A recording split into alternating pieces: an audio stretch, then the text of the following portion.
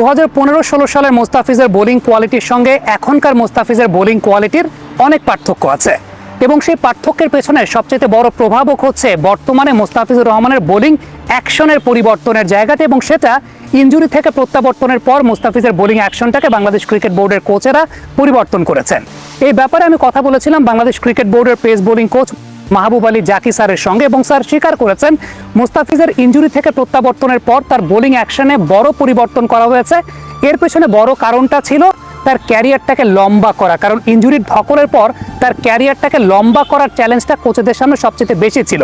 এখন বোলিং অ্যাকশনে কোন পরিবর্তনের জায়গাটায় মোস্তাফিজের ডিসঅ্যাডভান্টেজ সবচেয়ে বেশি হয়েছে সেই জায়গাটা যদি একটু লক্ষ্য করে দেখেন তাহলে দেখতে হবে তার নন বোলিং আর্মের জায়গাটা।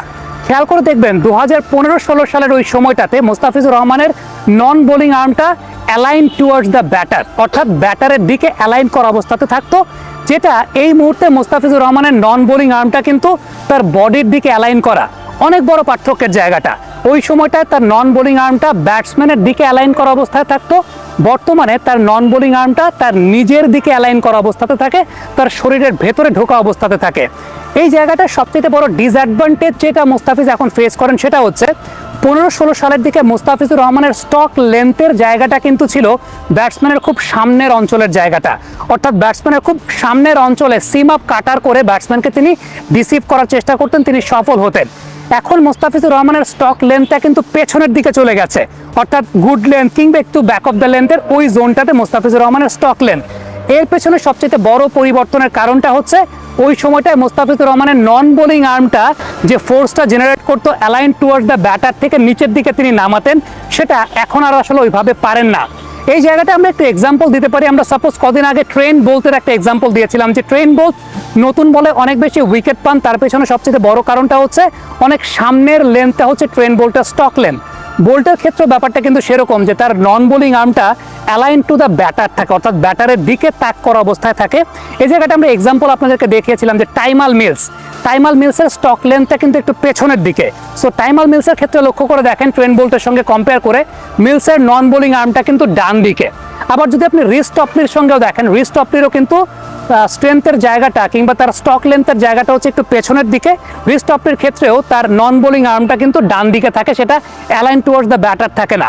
মোস্তাফিজের 15-16 সালের বোলিং নন বোলিং আর্মের বায়োমেকানিক্যাল জায়গার সঙ্গে আপনি মিল খুঁজে পাবেন আরও অনেক বেশি মাত্রায় মোহাম্মদ আমিরের সঙ্গে।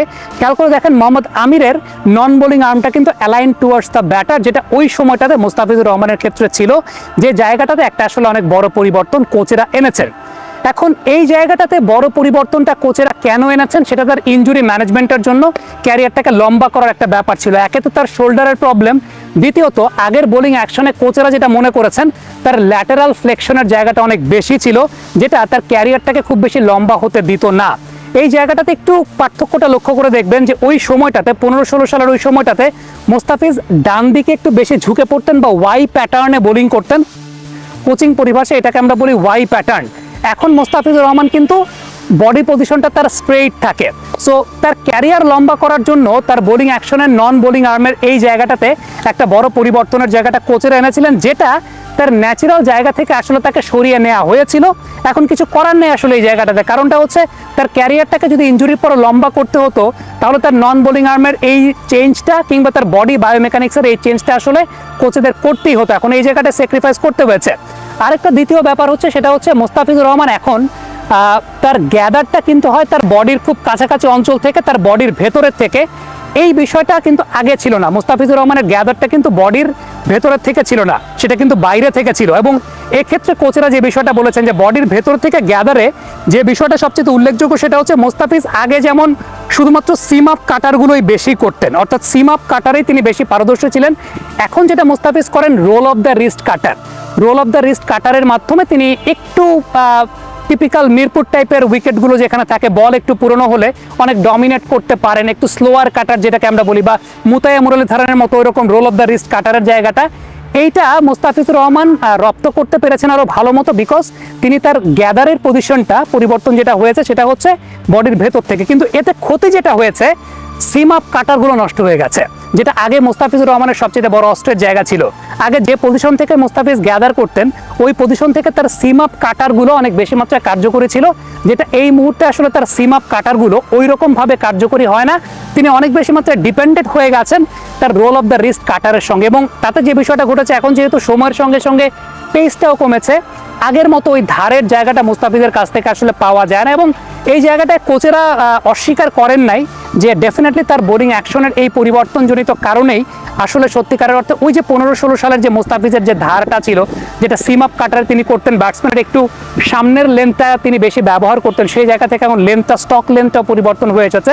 এটা কারণটা তার বোলিং অ্যাকশনের পরিবর্তনের জায়গাটা। বাট কোচেরা আসলে ফোকাস করেছেন যে আসলে কোন অ্যাকশনটাতে মুস্তাফিজুর রহমান থাকলে তিনি অনেক লং টার্ম সার্ভিস দিতে পারতেন, এবং সেই জায়গাতেই তারা ওই কাজটা করেছেন। এখানে আসলে কিছু করার ছিল না, কারণ একটাতে কার্যকারিতা পেতে গেলে আরেকটা স্যাক্রিফাইস করতে হতো। সো তার ক্যারিয়ার লম্বা করার জন্য তার বোলিংয়ের যেটাকে তাকে আমরা ওই ফিজটা জেনারেট করতে দেখতাম সত্যিকারের অর্থে, ওই জায়গাটা এখন আসলে মিসিং বিকজ তার বোলিং অ্যাকশন বায়োমেকানিক্সের পরিবর্তনের কারণে।